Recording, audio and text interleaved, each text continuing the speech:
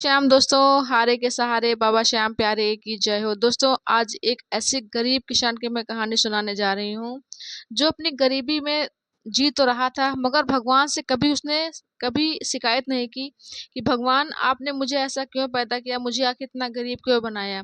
वो कहते नहीं, भोजन करता था तो अपने हर एक निवाले पे बस भगवान को धन्यवाद कहता हुआ चलता था कि भगवान आपने ये जीवन दिया, बस अपनी कृपा हम पर बनाए रखना। आज मैं जो भी कुछ खा रहा हूँ, मैं जिस हालत में रह रहा हूँ, मैं कभी आपसे कोई शिकायत नहीं करूँगा। बस अपनी कृपा बस हम पर, हमारे परिवार पे बना के रखना। बीवी थी, बच्चे थे, माता पिता थे, किसान था, किसानी पे अपने से ही अपना जीवन यापन करता था। जब भी वो जाता था अपने खेत पर, तो जब हल चलाता था तो बस यही बोलता था कि हारे के सहारे बाबा श्याम प्यारे की। उसका बाबा श्याम पे बहुत ज़्यादा अटल विश्वास था। बहुत बाबा श्याम को मानने वाला व्यक्ति था। सच्चा भक्त जिसको कहते हैं वो था। ऐसे उसकी ज़िंदगी चल रही थी। एक दिन अचानक गांव में आग लग जाती। बूढ़ी माँ खाना बना रही थी, सबसे लास्ट में घर था उनका, और वो खाना बना रही थी। अचानक उनके घर में आग लग जाती। वो आग पूरे गांव में फैल जाती है। और जो रामू था, इसका घर बिल्कुल बीचों बीच में था इसका। अब ये इसका जो घर बीचों बीच में था, इसके घर में वो अनाज रखा हुआ था, जो उनका अनाज पूरे साल भर तक चलता, जो उनका जीवन का जो एक था कि वो अनाज से अपना पेट भरते थे, उसको बेच करके बाजार में अपना घर का खर्चा चलाते थे। पूरे घर के पूरे गांव के घर सब जल चुके थे, बस वही एक लास्ट में घर बचा हुआ था। बस जब उसका घर का जो है, जब वो आग पकड़ रही थी तो उसका दिल धक धक कर रहा था कि अब मेरा भी मकान, मेरा घर जल जाएगा। मेरे घर जलेगा तो जो मेरे घर में जो मेरा अनाज रखा हुआ, जिससे हमारा खर्चा चल, वो पेट, जो इससे हमारा पेट पलेगा, हम जिसको खाते हैं, जिसको बेच करके हम अन्य चीज़ों की आवश्यकता पूरी करते हैं, वो सब मेरा आज जल जाएगा। कैसे मैं जीऊँगा? मेरे पास कोई दूसरा सहारा भी नहीं है। वो ये मन ही मन ये सोच रहा था, और मन ही मन बाबा श्याम से कहता, बाबा श्याम, अब लाज बचाने वाले तुम ही हो, तुम ही सहारा देने वाले। बस वो आंख बंद करके बस वही बाबा श्याम को याद कर, बाबा श्याम हारे के सहारे बाबा श्याम प्यारे की जय हो। बस वो मन ही मन बस उन्हीं का बस खाली यही मंत्र पढ़ रहा था कि हारे के सहारे बाबा श्याम प्यारे बाबा, अब आज आप लाज बचाने वाले आज आप ही हो। मेरा घर जलने का नंबर आ चुका है बाबा श्याम।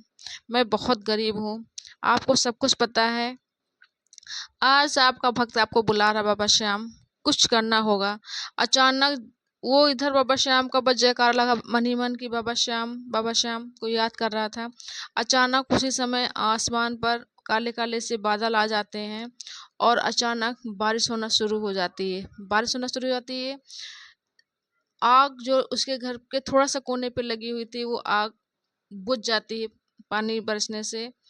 और ये चमत्कार गांव के सभी लोग खड़े होकर के देख रहे थे कि इनका जब जलने का जब नंबर आया घर का, तो अचानक बादल आ गया और पानी बरसने लगा और आग बुझ गई। ये चमत्कार सबके सामने होता है गांव में। सभी की आंखें फटी की फटी रह जाती हैं कि क्या ऐसा भी कोई भक्त है जो बाबा श्याम को इतने हृदय से, इतने दिल से मानता है। और बाबा श्याम ने इतना बड़ा चमत्कार कर, जो अभी तक इतना मौसम खुला था, अचानक बादल आ गए और बारिश हो गई। ये कोई अचंभित करने वाला मामला है। ये कोई छोटा मोटा भक्त नहीं, बाबा श्याम को बहुत बड़ा। और उस दिन से उसकी ज़िंदगी में बहुत ज़्यादा बदलाव आया। जहाँ वो एक टूटी फूटी झोपड़ी में रहता था, आज उसका पक्का मकान हो गया। जो वो किसानी करता था, उसके किसानी का उसने जो खुद करता था किसानी, वो किसानी को छोड़ करके आज वो एक व्यापारी बन चुका अनाज का। और हर साल बाबा श्याम के जाता है, वहाँ पे दरबार में सेवा करता है। और बाबा श्याम को बस बोलता है कि बाबा श्याम, आपसे बढ़कर कोई दूसरा नहीं है। अगर आप उस दिन हमारी मदद सहायता ना करते तो आज मैं यहाँ पे खड़ा ना होता।